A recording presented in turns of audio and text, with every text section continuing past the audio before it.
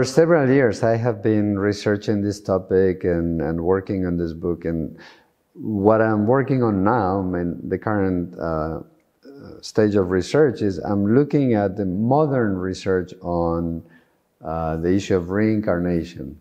Mm-hmm. There are some really promising areas of very serious, thorough research, such as what I call the near-death experiences, people who've been clinically dead but then been resuscitated, and what they share about their experiences.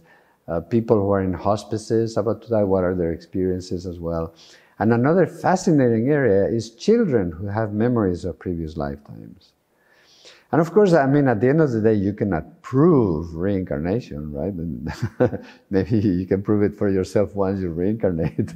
But from here, we cannot prove it yet. In all these areas of research, reincarnation clearly comes out as the most optimal hypothesis to explain these things, right? And so what I'm trying to do now is there's a very interesting parallel between the modern research and the traditional materials. And I want to put those two together, because it's fascinating when you see that the same types of teachings that you find in traditional sources are corroborated by the experiences of our contemporaries, right? And then once you start getting into that dynamic, you have to ask yourself, well, what drives this whole process of reincarnation and so on? And that's where karma comes in. And so, just like you were saying, karma is not a system of punishment, but it is actually a mechanism of evolution. So rather than thinking, oh, the universe is going to punish me, which I think it's a projection of religious ideas. It's like a modern way of substituting an angry God. You replace that with a sort of blindly just universe. That's how people see it. That's not how the yoga sources that discuss karma talk about it. Right? In the more religious sources, they still talk a lot about, it's about ethics, and it's about the results, and if you don't watch out, this is going to happen to you, and so on and so forth.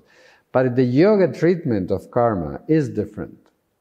The yoga understanding of karma is the mechanism of our subconscious, and how the effect of every experience, right, the memories of all our experiences, shape the way we perceive and the way we respond to events.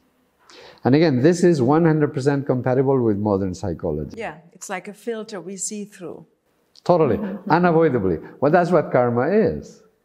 What happens is when we are not aware, and that's why yoga is a journey of self-awareness, when we are not aware of our inner motivations, we find ourselves in situations that we don't understand. How did I get here? And so then we think, oh, this must be my destiny, it's my karma. Well, yes, in that sense that it is the collection of subconscious decision processes and so on. You're not aware of them, and you end up in certain situations, or you repeat the same thing again and again and again, the same pattern, that sort of thing. So karma is the unresolved emotional content of all our experiences that leads us in different directions, both in terms of perception, how we see, and in terms of responses, how we act.